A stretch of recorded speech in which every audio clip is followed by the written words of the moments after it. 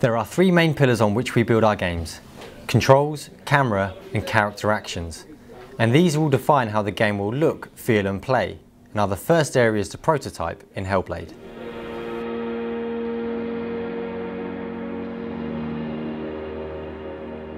Choosing a camera view was one of the first decisions to be made on Hellblade.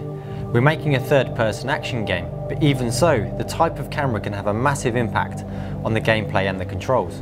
In Heavenly Sword we had cameras on rails which were painstakingly mapped into the levels by designers, and it is a system that won't really work for the more open world that we are building. In DMC we used a free-roaming camera, but it was still intelligent enough to behave well in most instances without player input. It took the coder the best part of 2 years to implement this system, and it's a luxury we simply cannot afford for Hellblade. Our world in Hellblade is more open than in previous games, and our team is small. So we can't afford to create a camera system that is heavily reliant on coders and designers. We need a camera that is cinematic, easy to implement, and gives the player complete control. We settled on a third-person over-the-shoulder camera, and it's not something we've tried on other games, but it's straightforward to implement from a code point of view. It's easy to set up from the design point of view, and being so close to the character minimizes collision issues, which is always a big problem. The control system is defined by the camera system, and this viewpoint has a lot more in common with a third-person shooter, where you have the left stick for moving forward, backwards and strafing, and right stick for turning. There actually are very few melee games that use this kind of control system and camera view, but so far it seems to work well in Hellblade. For combat, the view would need to frame both Senua and the enemy very clearly. And to do this, we would have a lock-on button, which when pressed, would both pull out so that we can see Senua clearly, and zoom in so that we can see the enemy nice and big on screen. And then once locked on, you'd be able to strafe around the enemy very easily.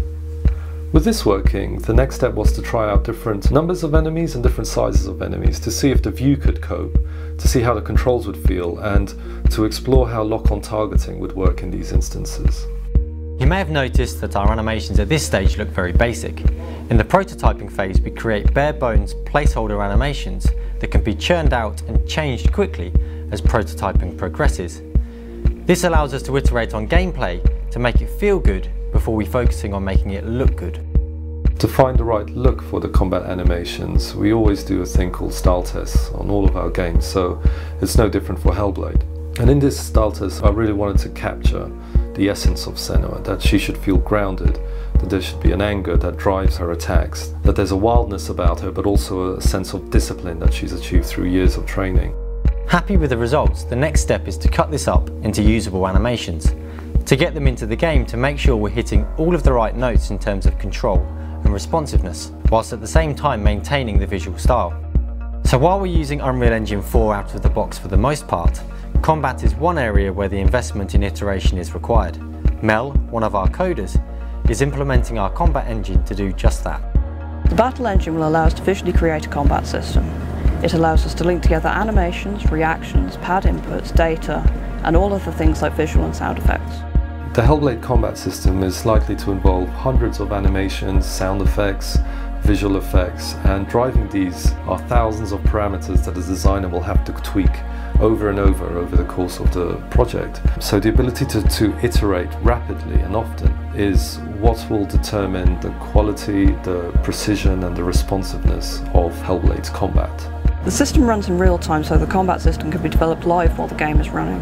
It's a system that will eventually allow designers and animators to create and expand the combat system without any code involvement. At its core, Hellblade will have a hardcore battle system, one that is entirely skill-based and one that the big AAA studios tend to shy away from in the pursuit of mass appeal. Just like one-on-one fighting games, the controls should be dead simple, lightning fast, but there should be endless nuance in the way you play the game. On top of all of that, there's still room left for something that we call special sauce, something that sets the combat gameplay apart from anything else that exists.